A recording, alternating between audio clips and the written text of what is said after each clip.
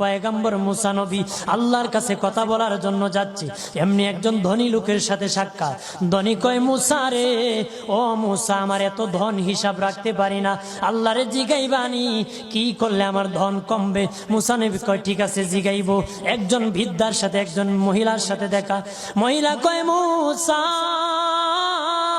কই যাও, কই যাও রে মুসা? মুসা নবী কয়, তোর পাহাড়ে যাব, আল্লাহর সাথে কথা বল। মুসা রে, আল্লাহরে জিগাইবানি, আমি গরিব মানুষ, আমি ভালো কিছু কিনতে পারি না, ছেলে মেয়েকে ভালো কিছু খাওয়াইতে পারি না, ভাঙ্গা ঘর, এত গরিব, ভালো করে ঘর বানাইতে পারি না, আল্লাহরে জিগাইবানি কি করলে আমার উন্নতি হবে, ধনী হব, টাকা পয়সা হবে, আল্লাহরে জিগাইবানি। আল্লাহ মুসা নবী কয়, ঠিক আছে, আল্লাহরে জিগাইব, তুমি কেমনে ধনী হইবা?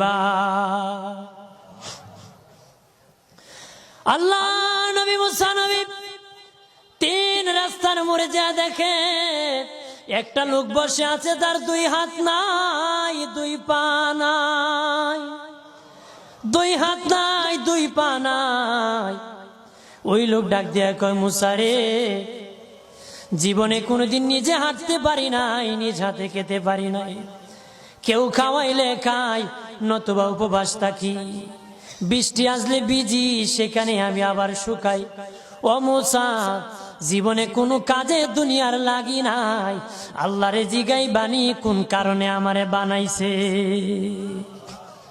আল্লাহ কয়, জিগাই মনে। মুসা নবী কয়, আল্লাহরে তোর পাহাড়ে মুসা নবী, মুসা ছিল কালিমুল্লাহ, কথা বলার প্রেম ছিল, কথা বলতো, কথা বলার প্রেম ছিল। কথা বলতে বলতে শেষ দিকে আল্লাহ গো, আসার সময় তিনটা লোক আমার কাছে প্রশ্ন করেছে। একজন লোক হলো ধনী, কিভাবে তার ধন কমবে গো? আল্লাহ বলেন, মুসা রে,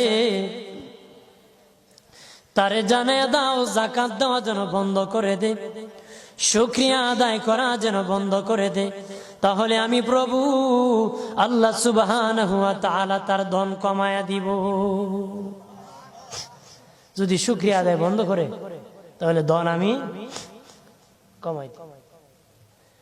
এরপরে মুসা নবী বলে, ও মালিক, আল্লাহ একজন মহিলা বলেছে তার গরিব মানুষ, গরিবী হালত যায় না, যত ইনকাম করে তার একটা ভাঙ্গা ঘর, ভালো ঘর বানাইতে পারে না গো।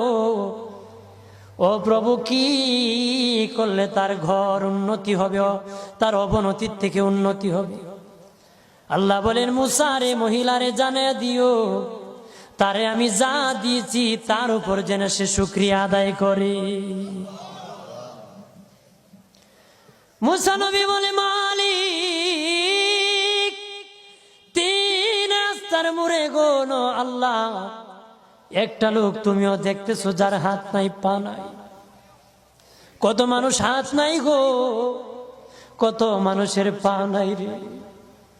আল্লাহ কত সুন্দর হাত পা দিয়েছে, কত সুন্দর জবান দিছে, শ্বাস দিতেছে আর নিতেছে। আইসিইউ লাইফ সাপোর্টে যদি একদিন তাকে 50-60 হাজার টাকা লাগে রে। 80 বছর, 100 বছর, 40 বছর, 25 বছর আল্লাহ হায়াত দিল রে। বলো রে শাস্তাগঞ্জের সুন্নি জনতা, আল্লাহরে জীবনে কয় টাকা তোমরা দিছো? কয় টাকা আল্লাহরে দিছো? এদের শ্বাস দিল, অক্সিজেন দিল আর নিল। অক্সিজেন যদি বন্ধ হয়ে যায় প্রাণ বাঁচবে না রে। শ্বাস যদি নিতেও না পারো জীবন শেষ, ছাড়তেও না পারো জীবন শেষ। অক্সিজেন আল্লাহ দিল, বিনা টাকায় দিল, বিনা পয়সায় দিল, আল্লাহর শুকরিয়া আদায় করতে হবে। আল্লাহ কয়, মুসা, যে লোক হাত পাও দেই নাই তারে আমি বানাইছি জাহান্নামের একটা ছিদ্রি আছে, এই ছিদ্রিটা ভরার জন্য, এই ছিদ্রি খানাটা বন্ধ করার জন্য আমি এই মুসায় এই লোকটাকে আমি বানাইছি। সুবহানাল্লাহ বলেন না?